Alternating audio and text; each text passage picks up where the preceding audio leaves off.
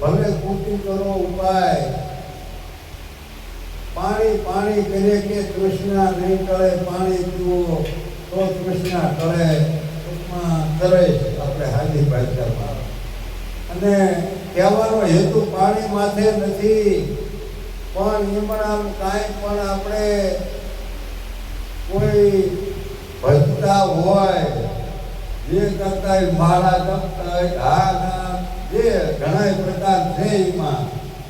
હવે એમણા બોલે રાખે છે કાંઈ થાય એવું આ મહાત્માનો જેનો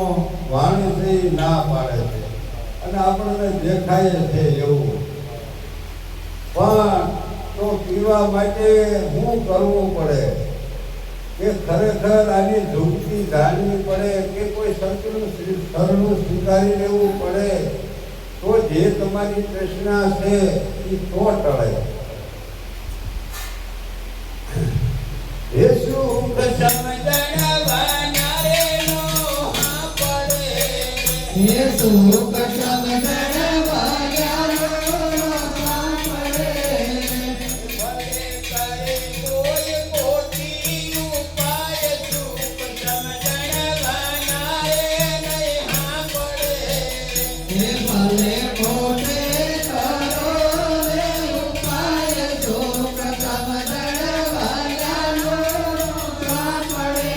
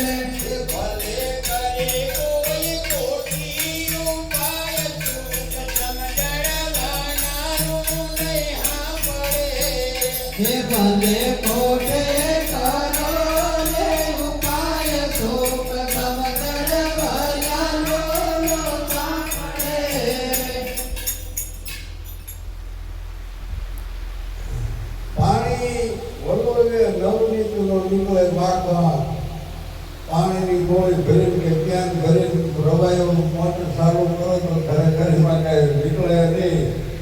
અને આમાં કોઈને હોય ન હોય એટલે બાળપણમાં આ અનુભવ કરતા હતા તેનો સમય માલધારી વાળો જ હતો ને પછી નોરતા કારણે ઓલા કુંભાર ભગત આવે નાની નાની ઓલી કુડિયું દઈ જાય અને અને પાછું અત્યારે અમારે તલના વાવેતર બહુ તલહારા પેલા બેન પાંકડા વાળો હોય ને એનો રવાયો ત્યારે આ રમાઈ દેતી મોબાઈલ તો હતા નહીં ખરેખર. પછી પાણીની કુંડી ભરવી અને માલપા થોડા ફૂકા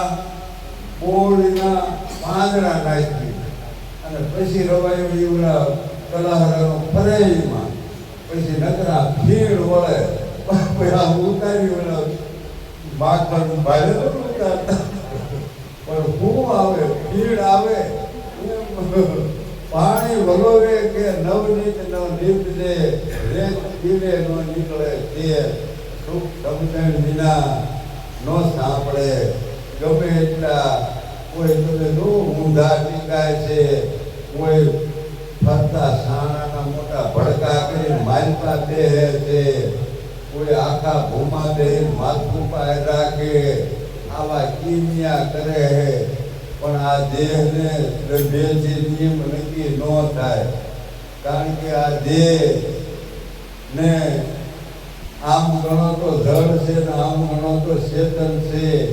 પણ આને સમજણમાં લેવડાવવું પડે બાકી આને તમે અગ્નિમાં નાખી દો તો ભળી જાય બાકી એ જ્ઞાન ન થાય. અને આમે તમે જોજો છોકરા હોય ને આપણે ભણવા ન મૂકવી અને માનતા કરી નાખીએ તો એને આવડી જાય લખતા વાંચતા ન આવડે કા માનતા કરી માનવા માંગી તો એનું આવડે નકર નિહાળી ન મૂકવા પડે. એમ આ જ્ઞાન કરવું પડે જ્ઞાન સત્સંગ સાંભળવું પડે કે અનુભવ કરવો પડે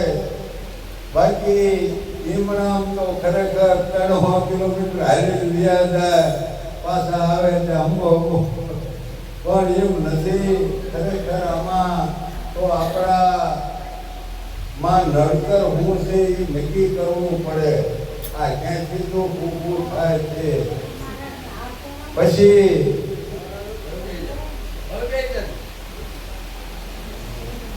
કર્મ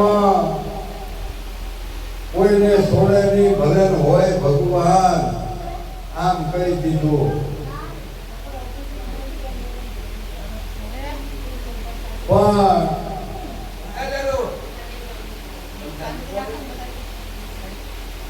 ભક્તિની ભાષામાં આપણે જોયેલું ઘણા એવા દાખલા છે. પાપી પણ એક પગવારમાં પીર થઈ ગયેલાના છે. આમ આપણા જીવનમાં હરેકને કર્મ તો કરતા કોઈને જાણીએ અજાણીએ થઈ જતા હોય છે પણ ખરેખર ગુરુ શરણે ગયા પછી જે સદગુરુની રેણી આપી છે એ રેણીમાં રહી અને વર્તન કરે તો એને કાંઈ ન નડે. અગાઉના જે હતા એ તો ગુરુ શરણે ગયા ત્યારે બ્રહ્મ અગ્નિમાં બળી અને ભસ્મ થઈ જાય છે પણ પછી આમ તો તમે સાંભળ્યું છે કે ભગવાનની ભૂલ કાંઈ કરેલી હોય તો ગુરુ છોડાવી આપવાની એવી શક્તિ છે પણ ગુરુનો દ્રોહ જો હોય તો ભગવાન છોડાવી ન કે એવું આપણાને નક્કી થાય છે અને ઇતિહાસ પણ બોલે છે. એના ઈ જો દયા કરે એવા એકાદા બે દાખલા બની ગયેલા છે. એને આવી માથે હાથ મેલ્યા ત્યારે જો એવો જે મહિમા છે જે પદ છે આપણે આ એના હરિગુણ ગાવી હતી જેનો શેષને મહેશ જેના શિવને ઉમિયાજી જેના ગુણગાન ગાય છે તેને સમજો તો ખરા કે સંસારમાં મોટા મોટા ભગવાન હોય તો કે બ્રહ્મા વિષ્ણુ ને મહેશ કહેતા શંકર આ મોટા મોટા ભગવાન છે પણ એ તો ભગવાન શંકરને ઉમિયાજી તો આના પદના ગુણ ગાય છે. તો એ પદના મહિમાની આપણે આ ગુણગાન ગાઈ રહ્યા છીએ.